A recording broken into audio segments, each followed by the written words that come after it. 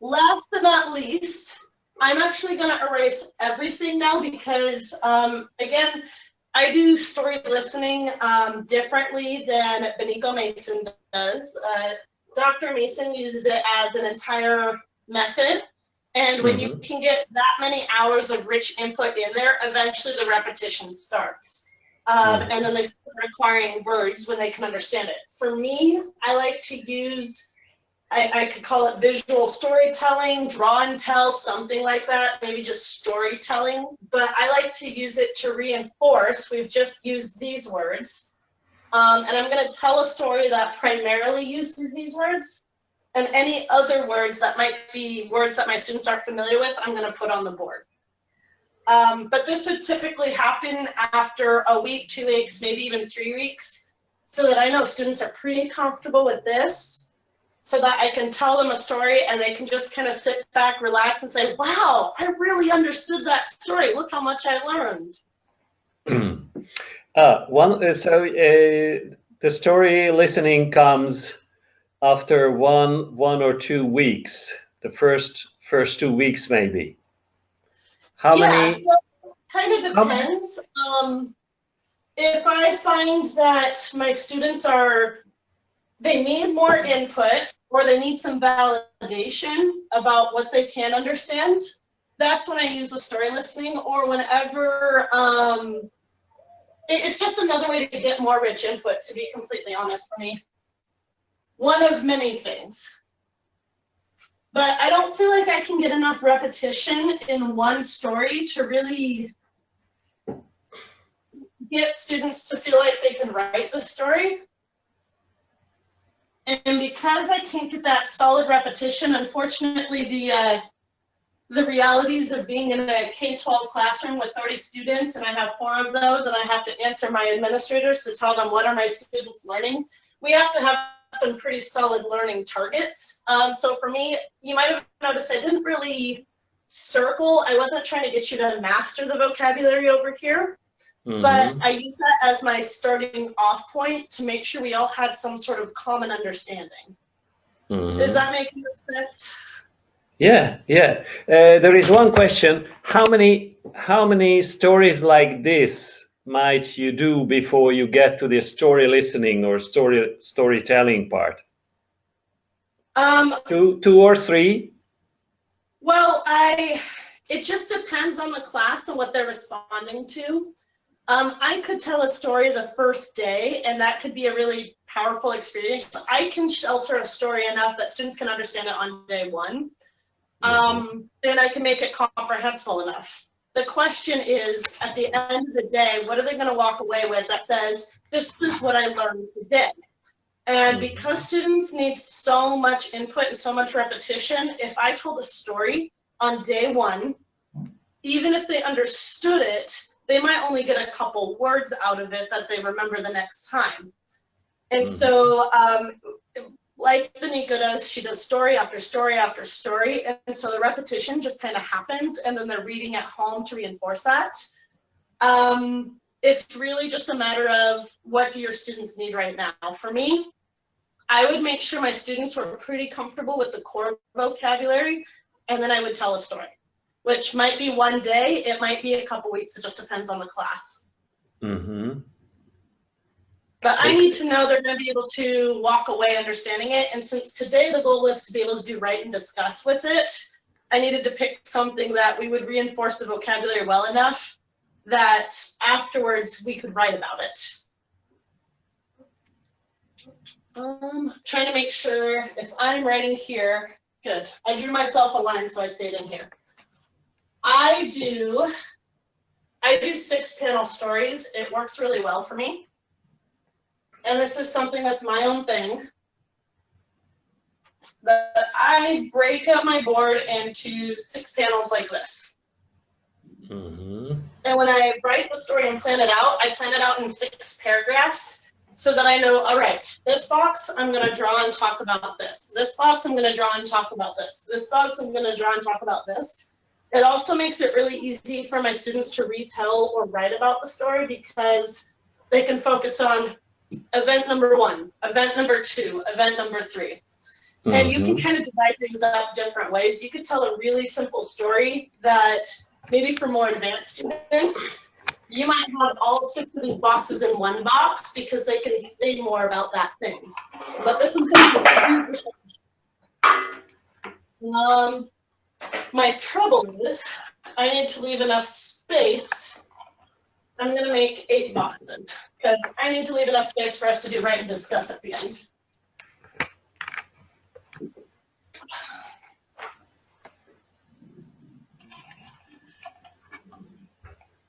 So we'll go divide this in half here.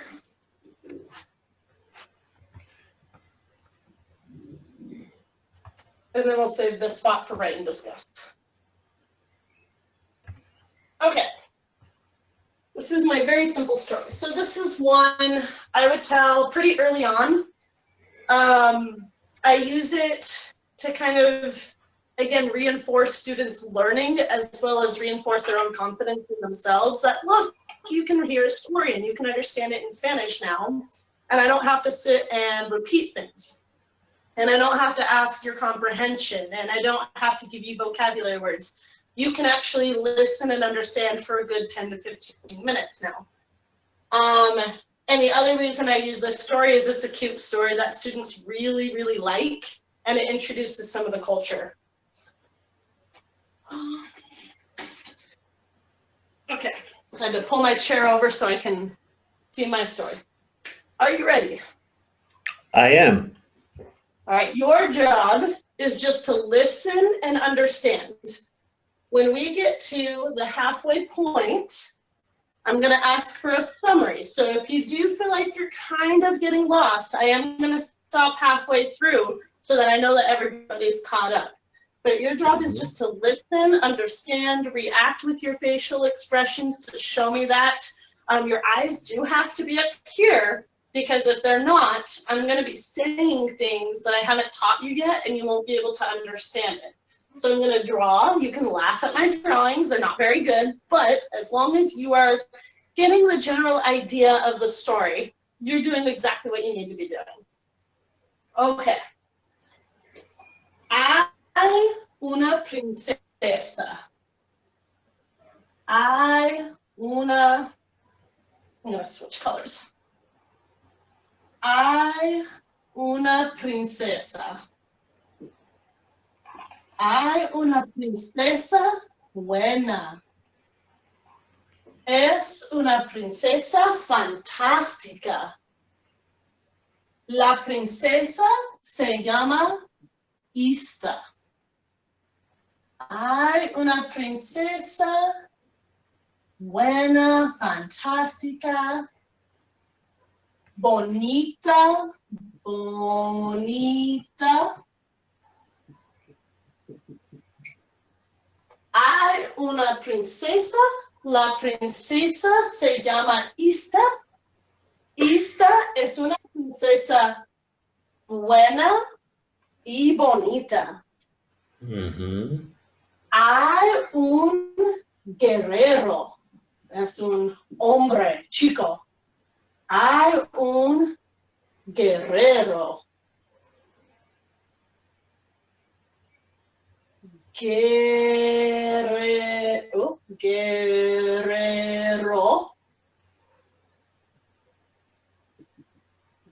Hay un guerrero, es chico. Hay una princesa. El guerrero se llama Popoca. Popoca. Hay una princesa, se llama Ista. Hay un guerrero, se llama Popoca. A Ista le gusta Popoca. A Popoca le gusta Ista. Están enamorados, amor. Fantástico. Le gusta Popoca, le gusta Ista, es muy fantástico. Están enamorados. Un día hay una guerra. Guerra.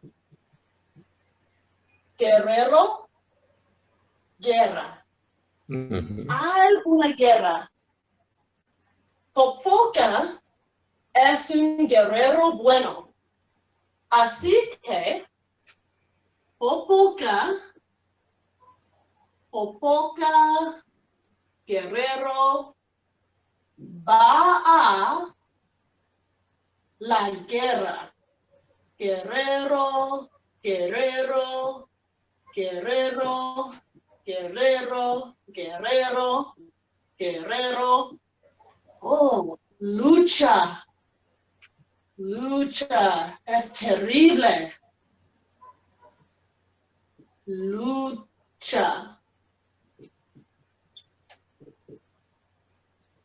Popoca va a la guerra. Es una guerra muy grande. Es una guerra terrible. Popoca es un guerrero bueno, así que va a la guerra y lucha en la guerra. Los guerreros luchan mucho. Popoca lucha mucho. Hay otro guerrero. Popoca en la guerra. Popoca, guerra, guerrero, guerrero, la guerra. Hay otro guerrero. No es Popoca. Es Popoca, no es Popoca. Hay otro guerrero malo. Es terrible. Popoca es una persona buena. El otro guerrero es una persona malo o mala. Al otro guerrero no le gusta Popoca. No le gusta Popoca. No le gusta Popoca. El otro guerrero piensa que Popoca es estúpido. No es bueno.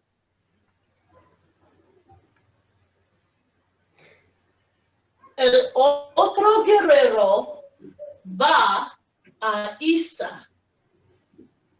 Va a Ista. La princesa. Va a Ista. Otro guerrero. El guerrero malo no es Popoca. Le dice a Ista, Popoca está muerto. Le dice a Ista, Popoca está muerto. Clase, Popoca no está muerto, es ridículo. Pero el otro guerrero es un mentiroso. Es un mentiroso. Y al otro guerrero no le gusta Popoca, así que le dice a Ista, Popoca está muerto. No es verdad, es una mentira, es mentiroso. ¿Ista está contenta, clase? ¿Sí o no? No, está muy triste. Está muy triste. Está súper triste. Y Ista se muere de tristeza. Está muy triste. No come, no duerme y se muere. Ista está muerta. Clase, ¿Popoca está muerto, sí o no? No. No, Popoca no está muerto. Popoca lucha. Pero esta piensa que Popoca está muerto.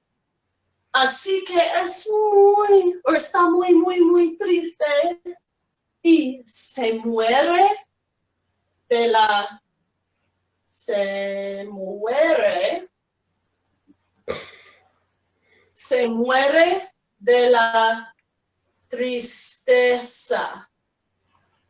tristeza. Ok, pausa clase. Una persona habla en inglés. ¿Qué pasa? ¿Qué pasó en inglés? So what happened in English? So there is a beautiful princess. Her name is Ista. She loves a warrior called Popoca. Popoca loves her, she loves him. There is a big war. Popoca goes to the war and he fights a lot. Good job. There is another warrior who is a bad guy. He goes to the princess and tells her a lie. He says Popoca is dead. That's a lie. He is a liar.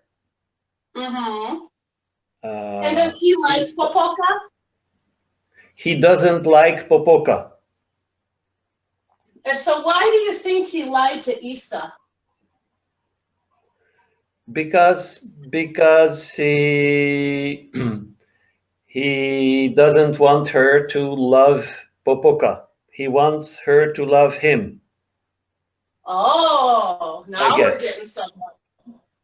Yeah, and he just doesn't like Popoca, and Popoca likes Ista. So what was his revenge now? What happened to Ista?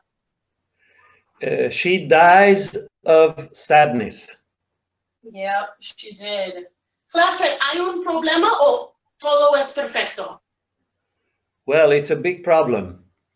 Sí, está muerta. Hay un problema grande.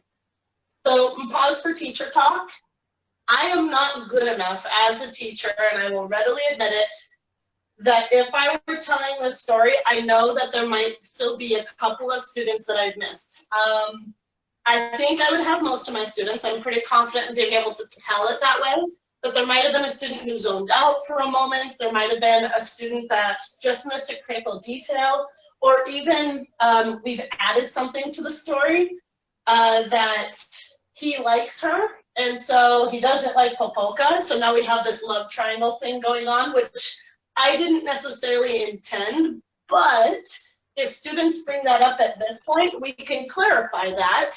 And in this case, I'm just gonna go with it. Yes, there was a love triangle. She died, and now there's a big problem. We don't really care about this guy anymore. He doesn't show up in the story anymore. But hey, if we want to add a love triangle, it doesn't change the story, but it might give some students that are hung up on that detail some reassurance of, okay, yes, that's why. I think there might be sometimes other students who are sitting there, well, why did he lie to her? And that would prevent them from understanding the rest of the story, even though it's entirely irrelevant. But, okay, so after we've told that story, I would jump then right back into the clase. Hay un problema. Hay un problema grande. Popoca no está muerta. A Popoca le gusta muchísimo a Ista.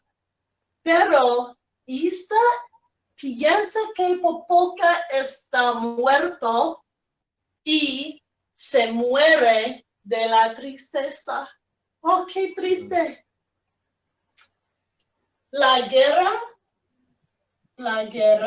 Guerrero,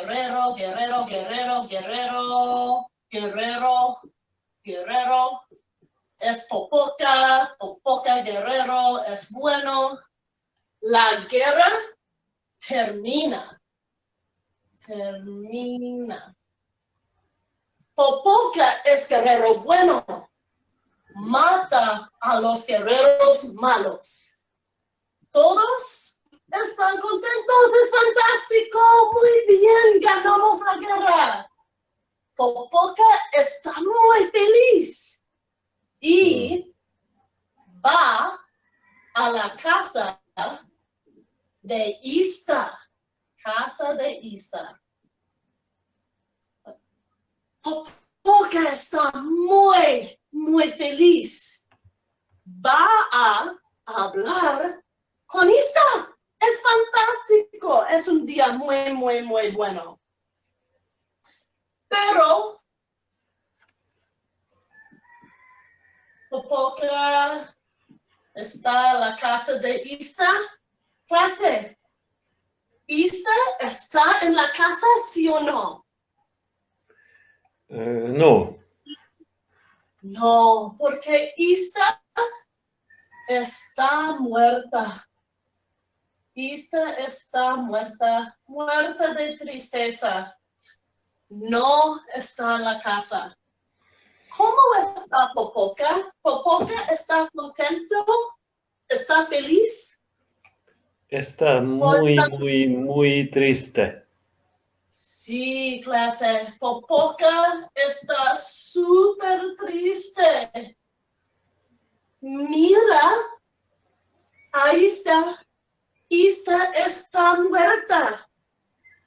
Está súper triste.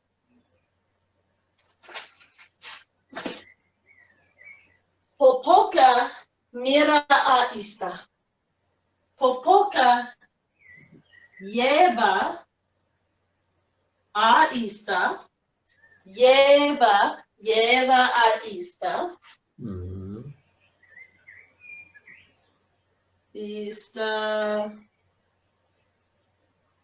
Ista está muerta. Popoca lleva a Ista a las montañas.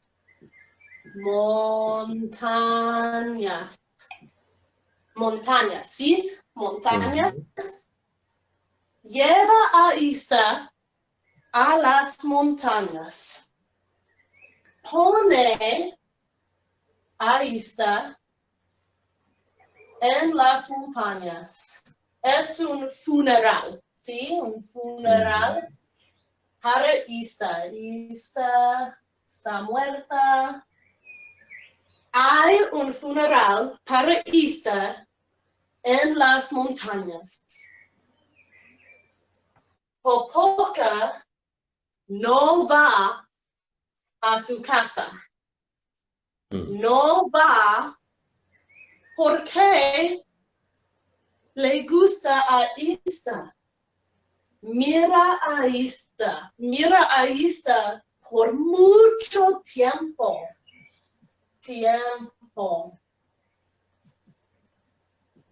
No come, no duerme. ¿Y clase? ¿Qué piensas? ¿Qué pasa? What happens? No come, no duerme, está muy triste y se muere. Se muere. Porque es súper triste. Está súper triste. Y se muere de la tristeza. Ista se murió de la tristeza y también Popoca se muere de la tristeza. ¡Ay, dioses! Dios. Dioses.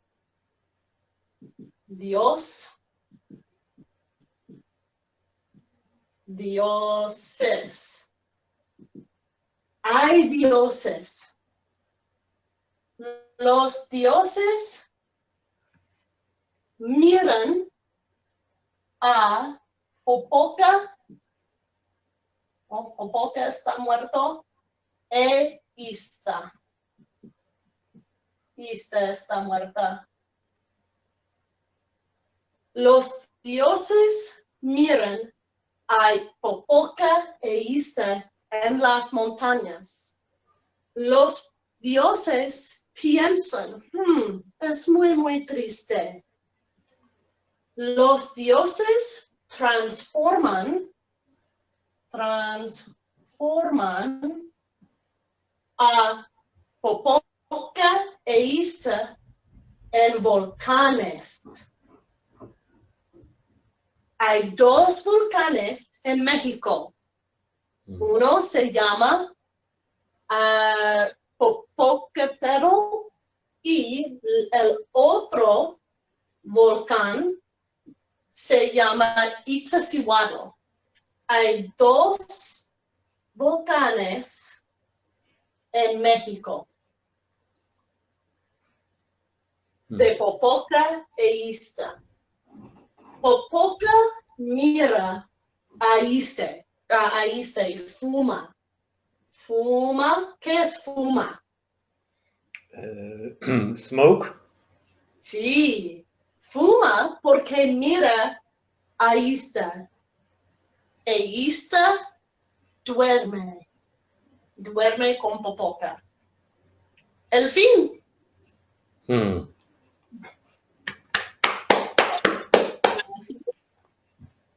All right, so we told this up to here. They're in love. He goes to fight a bad warrior, goes back and tells a lie in order to hurt Popoca, and she dies of sadness. What happened after that? After that, the war ends.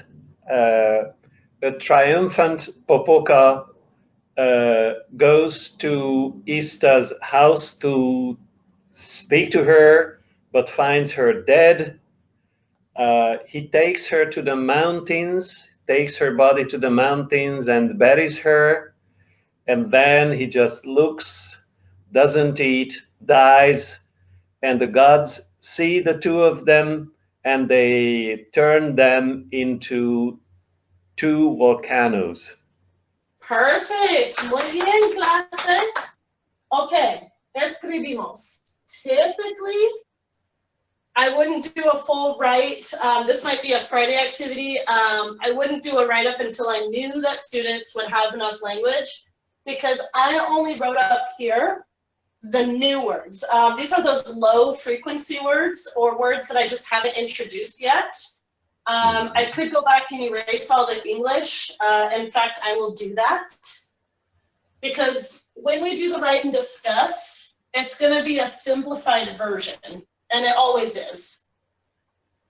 And the simplified version really focuses on the words that we know and we could read next time. I think we've got that. Like se muere came up enough times. I'm sure that will work itself into our story. I think we're good.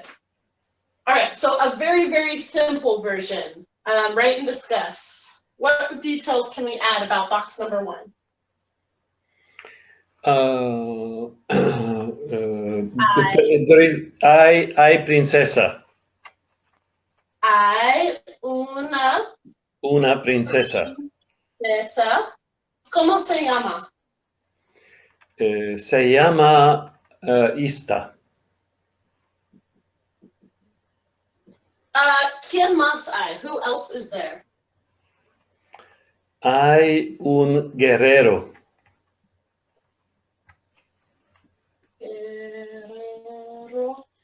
Que se llama Popoca. Popoca. A Ista, how does she feel about him? A Ista le gusta Popoca. Y a Popoca le gusta Ista.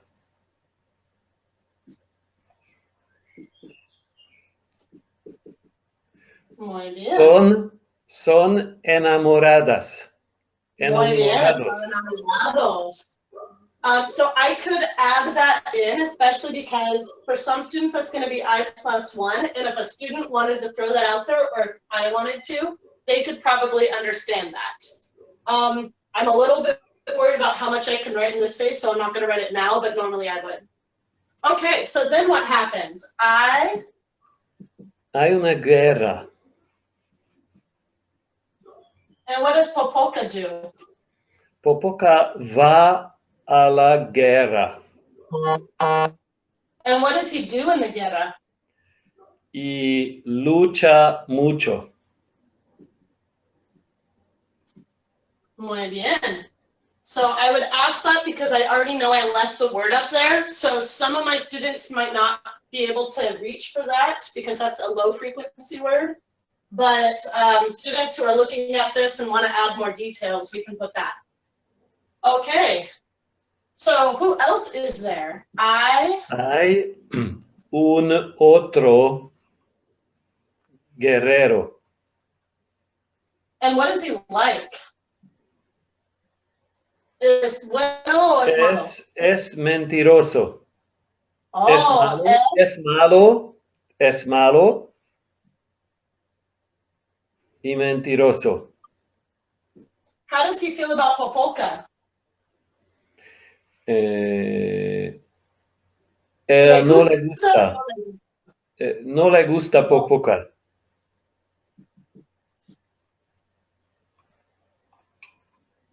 So, así que va a esta. I'm going to add a new word that we didn't use. I'm going to say le dice. What do you think le dice means? He tells her. Yeah, Le he dice tells a her. esta. Popoka es muerta. Está muerta. And how does Ista feel? Esta es muy, muy triste.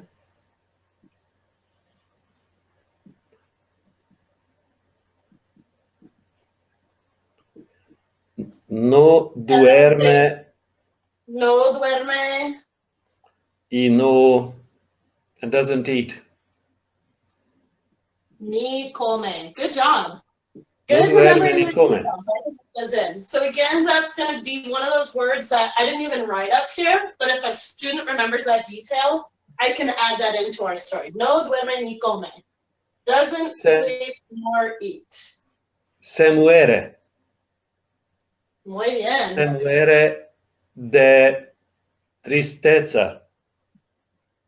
De la tristeza. Muy bien. Okay. What happens to the war?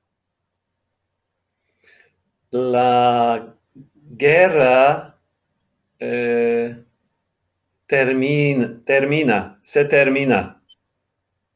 And what does this word look like in English? Like a movie name. Terminates.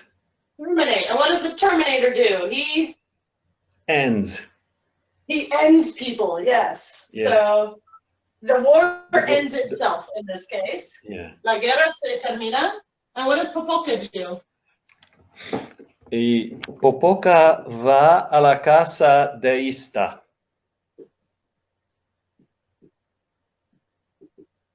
But what's wrong with Ista? Pero Ista está muerta. And how does Popoka feel? Popoka está muy, muy triste.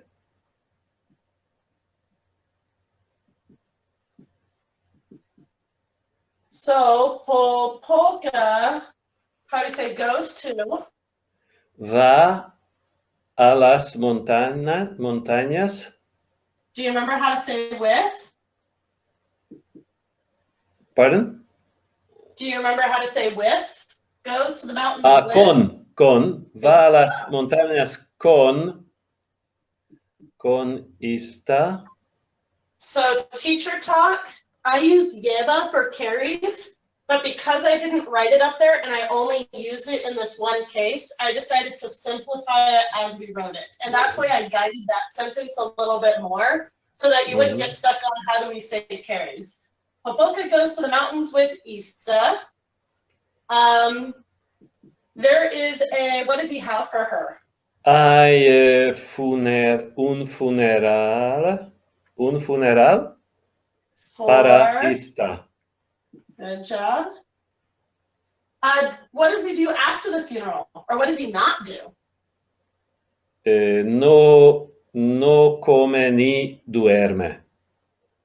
Good job. Yep, that's right there. No duerme ni come, no come ni duerme. Does he go to his house? No va a la casa. Oh, yeah, we can put that la No. casa. And A so su what happens casa. to him? Se muere. He dies of what? Se muere. Se muere de la tristeza.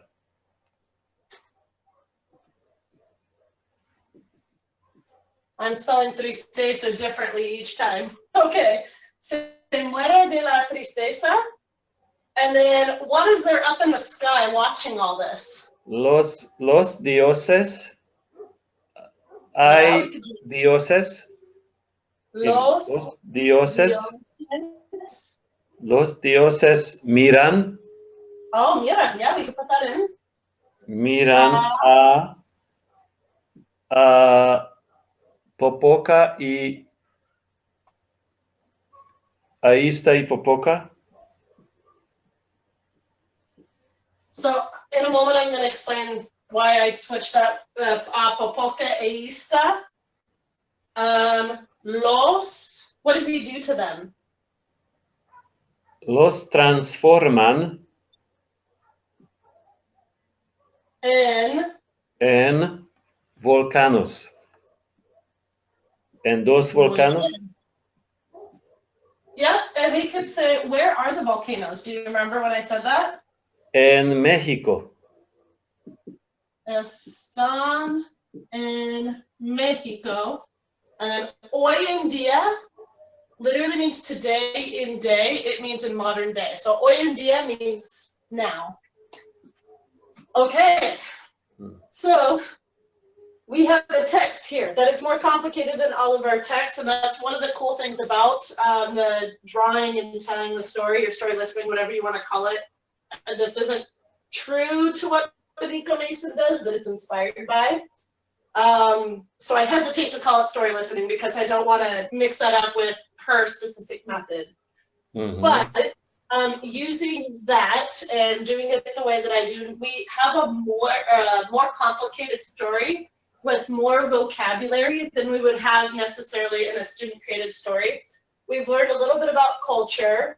I feel like this is a mostly comprehensible text, but this would probably be the hardest text for my students to read. But it also gives students some extra things. Some of the things I did, we would still do the write and discuss, talk about the grammar. One of the things, I intentionally switched this around. I didn't spell Popoca's name though. And I love it when my students catch things like that and they laugh at me, but that means they're paying attention. Ista. Normally, what would I put here when I'm saying and? The gods look at Popoca and Ista. What letter do I usually use for and? E. Y. The letter E, which is a Y. Over here, though, because E and E, the Y and the I sound exactly the same, it's kind of like saying A versus and. It means exactly the same thing, but I wouldn't want to say ista. So in Spanish, if it backs right up to another E sound, we say ista. But that's all that is. Yeah. That's nice. So, and I noticed that as I was writing, so I intentionally flipped it around just to give them a little bit more variety. The other thing I did is over here, you might have noticed, or you might not have, I threw in a direct object pronoun with los transformen. They transformed them into volcanoes. And if they don't ask about that, I'm not going to put that, but when we're translating, I'd say they transformed them. And usually students pick that up without thinking, oh, there's a direct object pronoun there. Any questions about this process or anything I wrote? Yeah, the last sentence, the very last sentence, is it yes. están en México and not son en México?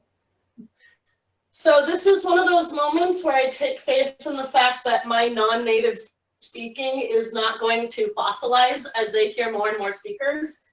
It sounds weird to me with location to say son, and I believe even when you have permanent locations, you still use a ston, but I could be completely wrong with that. That would be a good question for a native speaker. Okay. And that's exactly the explanation that I would give my students. If they say, well, they're permanently there, they're not moving. This is the best of my ability. Let's look it up sometime. That's your homework. You get 5 points if you can figure out that the teacher's wrong. Yeah, yeah. Or come with an explanation that's better than the one I was just able to give, or anything like that. Okay, maybe. When I was a student teacher, I had a number of native speakers in my class, and I learned to be very upfront about my own limitations as a Spanish teacher, because otherwise that would have become a power struggle. And I definitely appreciate my native speakers correcting me even in front of the class, because then my class can see this is a learning process. She's spoken Spanish for a decade and a half, and she's still learning, and it is okay. Yeah, that's wonderful. That's great. Any other questions? Oh, yes. Se muere. So it actually means she dies herself. And it doesn't mean she kills herself. So she dies.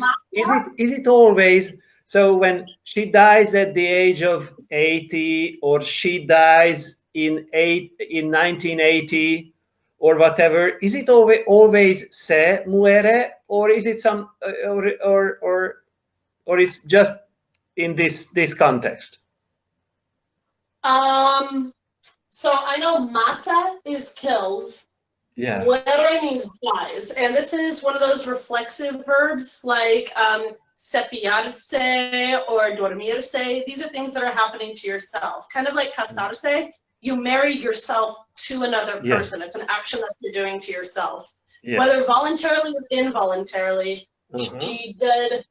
Her body died itself. Basically, her body died her. So it's a constant. It's always with se muere. I believe so.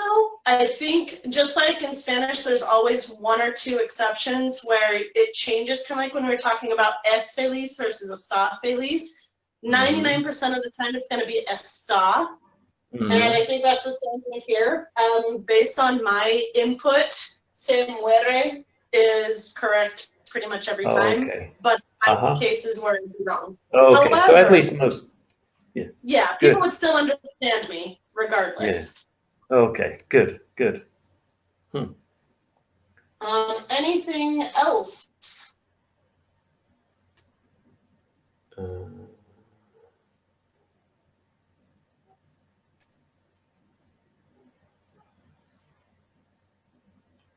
you want to talk about what I would do with this now that we're done? Pardon? Do you want to talk about where I would go with this now with my class after we've done this? Yes. So just like with all of the other write and discusses, all this now becomes a reading, which opens up all these other possibilities of what are things you can do for reading. And now we have a contextualized. This one isn't class created, but it's class experienced. We could add this to our library. Ben Slavic and Tina Hargaden have like the 20 different things you can do with reading text, different activities. I could pop it up and do the piecing together. Basically anything you would do with any other reading, I can now do with this. We could do a rewrite, we could do a retell. I have actually a 6-frame story thing that has a frame, and then there's a box underneath to write a couple sentences. So I could have them copy this and then draw the pictures, and that shows some understanding. Or I could even just give them the pictures, they copy the pictures, and then they write about the story on their own. But yeah, anything that comes with a writing or a reading activity, we have now created this together so it's contextualized and can go into our library. Mm-hmm. This just takes every story we do and everything we do in a class to another level and constantly builds resources. I'm really excited to, so telling the story with a higher level class, what I might do then is already have the text written up, or maybe I would even say, because each one of these would have a whole lot more details, I might even give, all right, group 1, you work on writing this part, group 2, you work on writing that, because I wouldn't want to write more than this in one setting, but we could work together rewriting the story, then putting together this full page text. There's just a lot of different things we could do, but that assumes that students have had enough exposure to the language and that they're supported enough in the words I'm putting up here that they could rewrite the story. And that's why I save story listening and or whatever else you want to call this till after they've had pretty good experiences with the core language, because they need to have that language accessible to them if I'm going to do any sort of rewriting afterwards. Otherwise, I would just tell the story and then do a quick self-assessment for how well did you understand it? How do you feel about the story? And then just give them the text. Write and discuss it's a little bit more complicated with story listening, but I think there's a lot of value to it if you structure it the right way. Yeah, I have one question about this text. Yeah. This particular text. Suppose you have another class, students who are at the same beginner level that this one. I suppose that then in that case you would end up with practically the same text in each class, if not word for word, more or less the same text, right? So there wouldn't be much variation. Right, because this was something that I told them. You might have some students that would get a lot out of comparing the two texts, and then you get double the reading out of them. You say, hey, look, this is what your class wrote together. Here's what the other class read it. How many differences can you find? And that might be just on the spot, because I hadn't really thought about that, but that might be another way to get more reading out of them, that they're reading for a purpose, not just to know the story, because they already know the story, but you could even have them compare and contrast the texts just to see, hey, who can find the most differences, or why things are different, or where are we sentences. And then they're reading both texts and you're getting a 2-for-1 deal on that. So that might be an interesting thing. Honestly, with story listening, I do really value it for the getting culture and just having them feel like, yes, really validation. I can understand this story. This is cool. And having access to things like legends, or I've told nonfiction stories before. I might pull something out of history and retell that, and now they're getting an informational text through listening to it. And to be completely honest, the biggest value is just to have a text that I can throw in the library for students who aren't ready to jump to new texts, but that they can say, okay, I remember hearing the story. Let's see if I can read this story on my own now. And that's probably what I do with most of it, is just, hey, look, it's in the library now if you want to practice reading something that you already know exactly what you're reading. Great. All right. Yeah. I think that's all I have. Did you have anything else you wanted to talk about or do? Oh, I think we have done a lot of work now. Yes. So yeah.